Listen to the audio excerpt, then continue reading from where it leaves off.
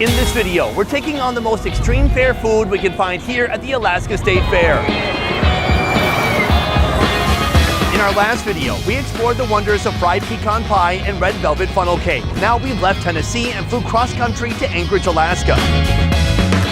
Here, I'm on a mission to find the State Fair food you won't find anywhere else, including seafood caught right off the coast of Alaska. Time to see how Alaska stacks up against Southern comfort. Let's go.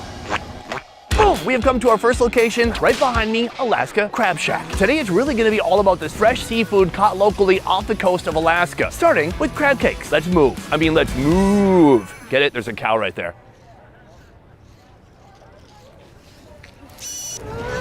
Boom! Right now I am with Katie in the Crab Shack kitchen. Katie, how you doing? I'm doing good. So here you have the crab cakes. Is this using locally sourced crab? It is all Alaska Waters crab. It's a blend of crab here because king crab right now is really difficult to come by. We have our snow crab, barred-eye crab. We also have Alaska brown crab. That's a little bit kind of, I would say, the next level down. Could you walk me through the process of making the crab cake? Okay. Our crab cakes are made, they're made by us. It's our recipe. In them is, again, that blend of Alaska seafood, crab, panko breading, a lot of different seasonings, a little bit of pimento, which is kind of the secret sauce there. The crab cakes head into the fryer until they're crisp and golden brown. When finished, they rest briefly to drip out excess oil before being piled high in a bucket of 15. And that's how we make our Alaska crab cakes. All right, folks, this is my first food literally ever in Alaska, a bucket of crab cakes. A lot of people, they go to a state fair, they have a bucket of fries. To that I say, "Bleh." I'm not impressed with a bucket of fries, but a bucket of crab cakes, I didn't even know that concept existed until I came here. Right here, for this bucket of 15 crab cakes, it is actually $25. Let's get into it. Oh, that's nice. There's like a nice thick crunchy crust on the outside. The inside is soft and a little gloopy and full of delicious crab meat. From here, I do want to try this homemade dill tartar sauce. I'm gonna give it a bit of a dip in that tartar. That is a lot of tartar sauce. Oh yeah. It's a little bit mayonnaise-y. It has a nice sharp taste. The dill is coming through. It's perfection. It's somehow a good thing that Alaska is so far from the rest of the USA. Because if this place was easy to get to, it would be completely overrun. Because so far, this food is outstanding. So that is the crab cake. But this is just our first seafood-based item for the day. Katie is selling another seafood item known as the bacon wrapped scallop. What ocean does this bacon come from? Let's go find out. So again, they're produced in our plant in Anchorage. We get them out here, all pre-wrapped and pre-skewered. And then they too go into the deep fryer. It's not a state fair unless it's fried. Is this bacon just off the coast of Alaska? Yes, absolutely. There's a lot of pigs out here. No, we buy bacon like everybody else from Costco. Okay, but tell me about these scallops. The scallops are from here, Alaska, Prince William Sound. Alaska is known for its scallops. Its cold waters keeps them really clean, really sweet. A little bit different from the warmer water scallops that you get elsewhere. Ooh, that bacon has turned crunchy. The scallops are golden. That is gorgeous. Then they just come out here. It's a little delicate work, not burn our fingers. And that's how we make our bacon wrapped scallops. Boom, right there. 5 scallops wrapped in bacon, fried in a deep fryer, and all of that for $17. That's not bad. I'm gonna peel one of these off. It's kind of like me jumping into a cold pool. When you put this into hot oil, there is shrinkage. That said, let's give it a shot. I'm in love. The bacon is perfectly crunchy, but the magic of frying the bacon is that it kind of constricts and wraps tighter around the scallop. The scallop is just naturally sweet, fresh, delicious, but all the grease and all the salt from the bacon really brings out the flavor from the scallop. It's a pair like... Oh, it's a classic pair like Tide Pods and 12-year-olds. They just go together, except for it won't kill you. Quite the opposite. It'll make you feel alive. All right, so that is the Crab Cake Shack, but we have a lot more seafood to see here at the Alaska State Fair. Let's keep moving.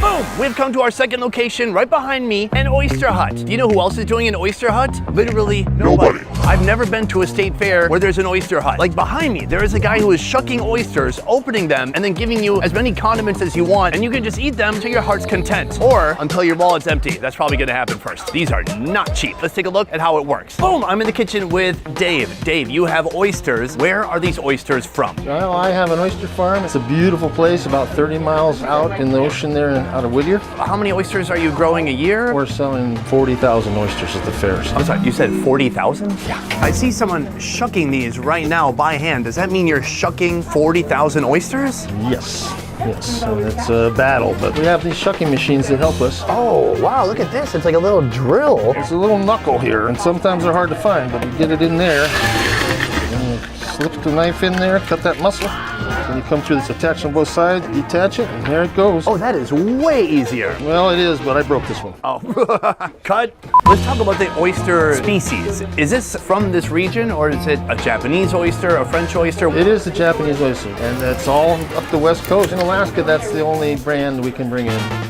Welcome to the Oyster Bar. Let's talk about this. What was peculiar about these oysters when talking to Dave is that these are not some kind of Alaskan breed of oyster. These are Japanese oysters. I have been to an oyster farm in Japan. It is possible that I could be eating the same type of species of Japanese oyster, but they could taste completely different. Here they're growing up in a different environment with different weather, with different nutrients, so the end experience could be completely different from what you would experience in Japan. I made all that shit up just now.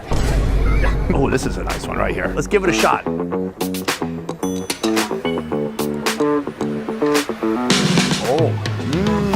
It's a little bit briny, but it's got more like a deep umami flavor to it. It's quite delicious alone. I kind of can't believe how good it is. Dave, what are you feeding these things? Pollution water. Nothing. Nice. When it comes to condiments, he has a lot of the classics you'll find in the USA. We have lemon juice, red wine, vinegar, mignonette, cocktail sauce, Frank's Red Hot, Tabasco, pepper, salt, and little tapatio. My favorite is definitely the red wine vinegar. Let's give it a shot. Delicious. Oh, I love it. It's layers of flavor. Beyond that, I have these microwaved oysters right here. We have 6 shucked oysters already here, and then we're gonna involve Chef Mike. I've never seen someone microwave an oyster. I didn't know you could do that. Well, it's the only way to do it fast enough. Whatever it takes, you gotta be quick and dirty. Yeah, well, the people are waiting. After 45 seconds, the oysters are cooked and ready for a dose of Serrano sour cream sauce. Top each one off with a slice of Serrano pepper, then chuck them in the broiler for about a minute to finish them off. Dave is kind of a culinary innovator. Come take a look at this. So we have a cooked oyster deep below, beneath, and then on top, some of that sour cream, and all this is gonna be slid into my mouth.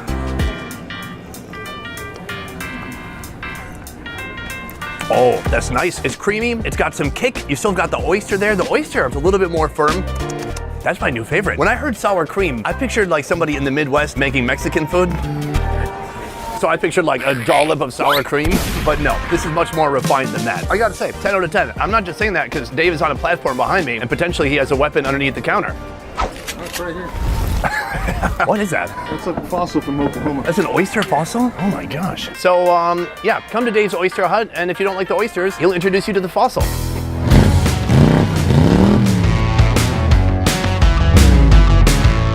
Right behind me, we have a State Fair First, a vendor serving up fresh seafood. But here he has one of the most expensive fair food items I have ever seen in my life. The most expensive thing you'll find on the menu here is $75. What is it? I'll tell you soon. But first, we're gonna start with the salmon.